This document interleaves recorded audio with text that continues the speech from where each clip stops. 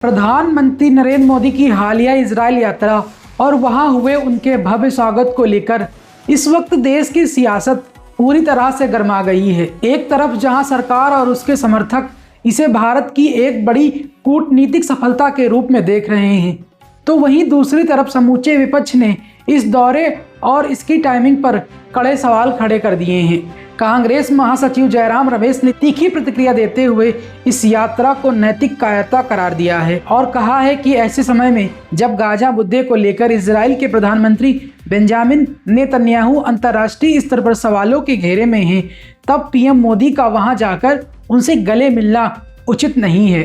इस कड़ी में प्रियंका गांधी वाड्रा ने भी यह मांग रखी है कि प्रधानमंत्री नरेंद्र मोदी को इजरायली संसद नेसेट में गाजा में मारे गए निर्दोष महिलाओं और बच्चों के न्याय के लिए अपनी बात मजबूती से रखनी चाहिए। इसके अलावा कांग्रेस नेता पृथ्वीराज चव्हाण और शमा मोहम्मद ने पश्चिम एशिया में चल रहे तनावपूर्ण माहौल का हवाला देते हुए इस दौरे की टाइमिंग पर भी आपत्ति जताई है। विरोध के इस सुर में सिर्फ कांग्रेस ही नहीं बल्कि AIMIM चीफ असदुद्दीन ओवैसी और वामपंथी दल भी शामिल हैं, जिन्होंने इस यात्रा को भारत की पारंपरिक विदेश नीति के सिद्धांतों के खिलाफ बताया है। कुल मिलाकर पीएम मोदी के इस इजराइल दौरे ने देश में एक बड़ी बहस छेड़ दी है, जहां एक तरफ कूटनीतिक संबंधों को मजबूत करने की दलील है तो दूसरी तरफ मानवाधिकार और असंतुलित विदेश नीति का हवाला। अब ऐसे में सवाल यह उठता है कि क्या मौजूद अंतर्राष्ट्रीय हालात में यह दौरा भारत के लिए एक मास्टर स्ट्रोक है